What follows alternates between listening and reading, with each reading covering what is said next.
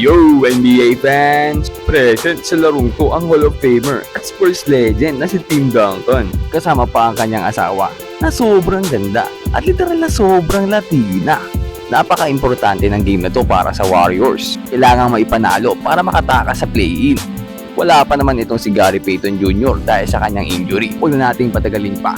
Tara na, let's go!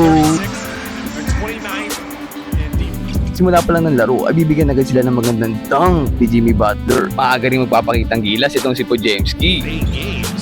Podziemski too. He played for the Tulsa 66ers, where I grew up.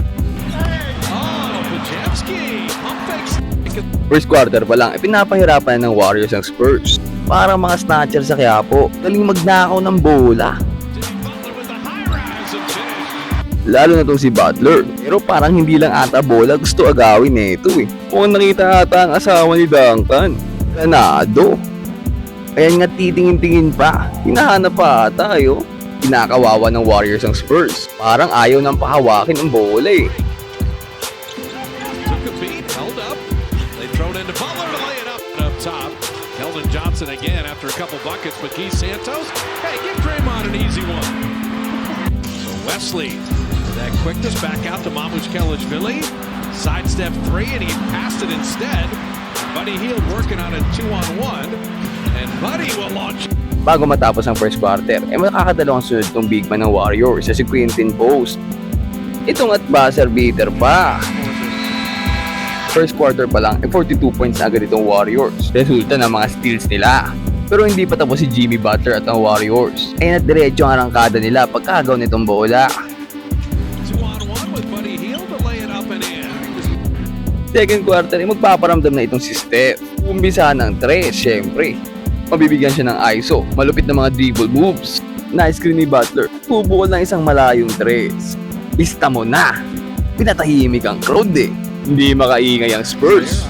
Dito napakaganda ng ikot na ipapakita ng Warriors. Talagang napasahan lahat ng players sa court eh. Podziemski 3 off the Curry delivery, and he dropped it. Makakastil naman ng bola itong Golden State. Si Moody ang sasalo ng mga fast break.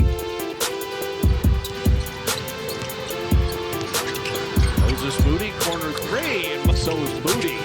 And Steph with a quick hand, beautiful steal. Otherwise they'll go after him forever. No one's exposing it now. Jimmy Butler is able to get the steal. He with the steal.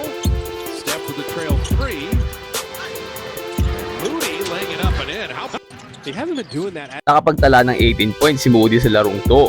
Isang magandang 3 mula sa kanya. At susundan ng dalawang magandang corner 3 mula kay Butler at Green. Steve went to Draymond as he hits the Warriors defensively. Isa sa key factor sa larong to ay ang shooting ni Podziemski. Nag-init ang kamay nito eh. 4 na magkakasunod na 3 dito sa third quarter. How hot is Podziemski? Heat check. Oh!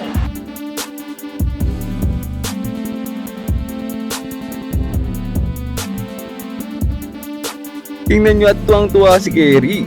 Proud na proud kay Podziemski. Pero hindi pa siya tapos dahil umisa pa nitong fourth quarter.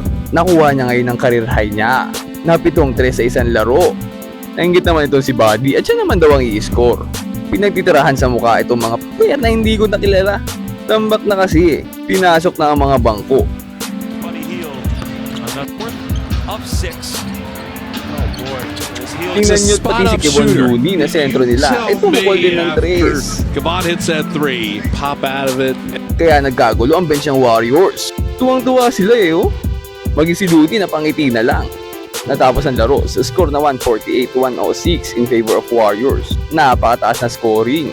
Ito nga pala ang kanilang season high pagdating sa points. Solid!